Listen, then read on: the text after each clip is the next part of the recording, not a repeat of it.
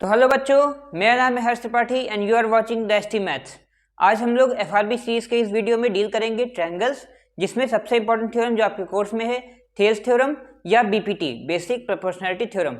हम लोग आज बेसिक प्रोपोर्शनैलिटी थ्योरम को समझेंगे, उस पर क्वेश्चन डील करेंगे और उसकी प्रूविंग भी देखेंगे।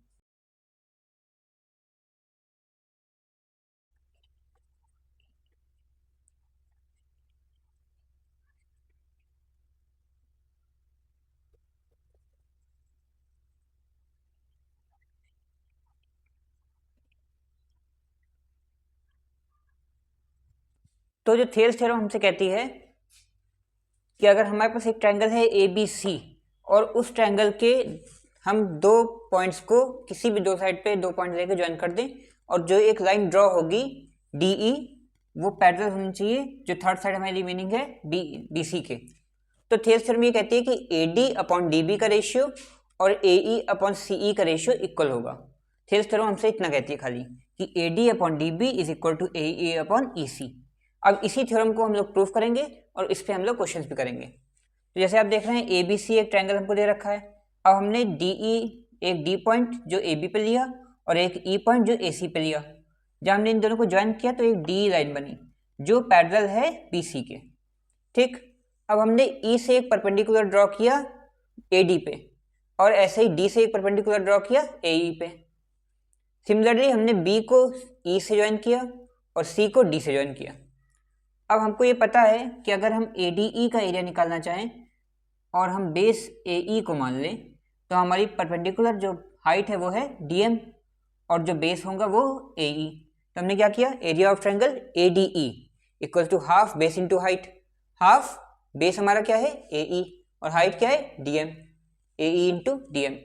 इसी तरीके से जब हमने नीचे वाले ट्रायंगल लेने की कोशिश की सी डी ई, ये सी डी ई जो ट्रायंगल बन रहा है ये वाला सी डी ई, इसमें क्या किया सी डी का हाफ बेस इंटू हाइट। अब हमने इसका बेस इस वाले ट्रायंगल का जो बेस है वो लिया सी ई बेस है और हाइट हमारी अभी भी डी एम है तो हमने लिया half C E into D M. ये हमारी सेकेंड इक्वेशन हो गई। इसी तरीके से अगर हम इस ट्रायंगल की इस साइड में देखें तो फिर से हम ए डी ई का जब एरिया निकालेंगे तो हाफ, अगर हमने बेस ए डी लिया तो हमारा परपेंडिकुलर एल ई हो जाएगा। तो हमने लिखा half L E into A D, half L E into A D. Similarly अगर नीचे देखें तो जैसे हमने सी डी ई ट्रायंगल लिया था वैसे ही एक बी ई डी बन रहा है। तो हमने जब बी ई डी को लिया तो हमने बेस लिया बी डी। अब बी डी बेस है परपेंडिकुलर एल ई तो half L E into B D.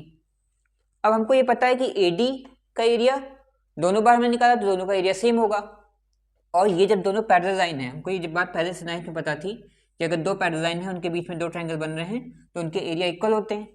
तो अगर दो पैरेलल लाइन है इनके बीच में एरिया ट्रायंगल बन रहे हैं सी ई डी और बी ई डी तो इनके एरिया सेम होंगे।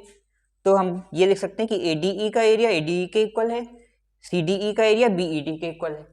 तो हमने जब इनको डिवाइड किया आपस में तो हमने देखा हाफ से हाफ कैंसिल, ए ई और सी ई का रेशियो मिल जाएगा, डी एम से डी एम कैंसिल। तो हमको यहाँ इन दोनों इक्वेशन से डिराइव हुआ जब हमने डिवाइड किया ए ई अपॉन सी ई। सिमिलरली जब हमने इन दोनों को डिवाइड किया तो हमने देखा हाफ हाफ कट गया, एल ई कट गया, हमको मिला A D upon B D. अब ये ए डी ई का एरिया, ए डी ई का एरिया, सी डी ई का एरिया, बी ई डी का एरिया इक्वल। जब हमने इन दोनों को इक्वल रखा तो हमको रेशियो मिला A E upon C E equal to A D upon B D और यही हमारा रिक्वायर्ड रेशियो था। तो ये जो थेल्स थ्योरम है इसकी जो एप्लीकेशन है वो क्वेश्चन में लगती है और इसकी जो प्रूविंग है ये आपके कोर्स में आती है।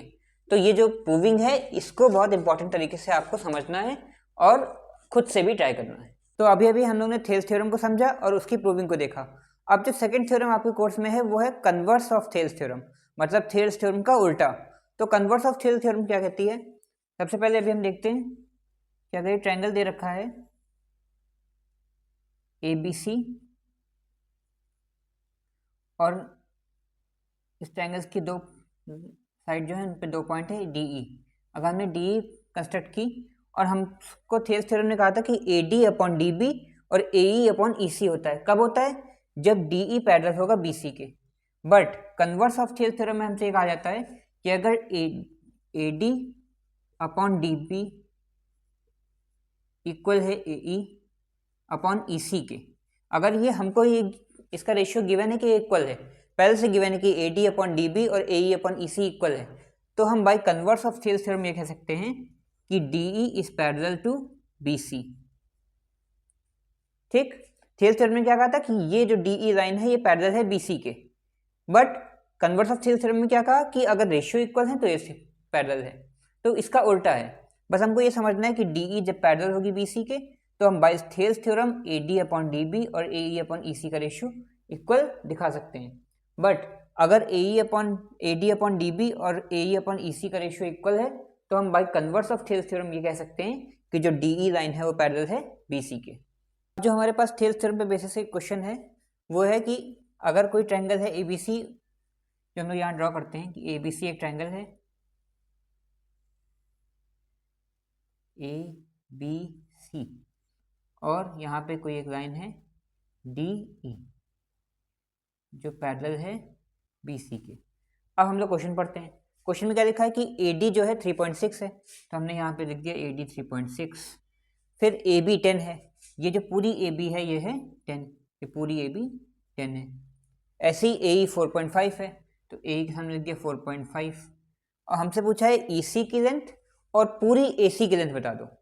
तो हम लोग सबसे पहले देखेंगे कि अगर ये 3.6 है और ये 10 है तो BD 6.4 होगा।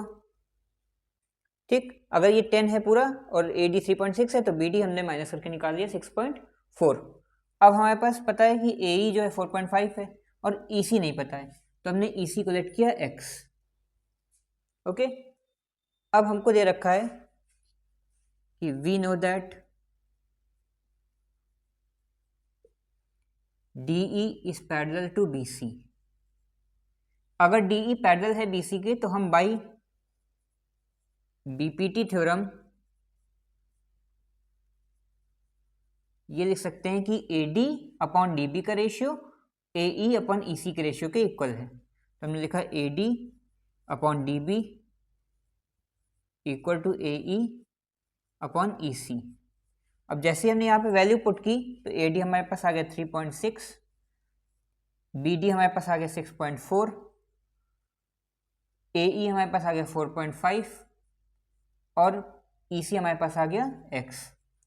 अब जब हम इसको कैलकुलेट करके क्रॉस मल्टीप्लाई करके x की वैल्यू निकालेंगे तो हमारे पास x की वैल्यू आएगी 4 से 4.5 कैंसिल हुआ 5 टाइम्स, 3.6 कैंसिल हुआ 4 टाइम्स, 4 से कैंसिल हुआ 1.6 टाइम्स और x की वैल्यू 1.6 इंटू 5 दैट इज 8 के इक्वल आ गई। तो हमको पता चल गया कि EC की जो वैल्यू है वो है 8। अब हमसे क्वेश्चन में पूछा था कि EC की वैल्यू तो बता दो, तो हमने EC लिख दिया 8 सेंटीमीटर। बट AC की वैल्यू पूछी थी, AC क्या है AE प्लस EC, तो हमने लिखा AC equal to AE plus EC that is 4.5 plus 8 that is 12.5। तो पूरी AC की लेंथ हमारे पास हो गई 12.5, EC की लेंथ हो गई 8।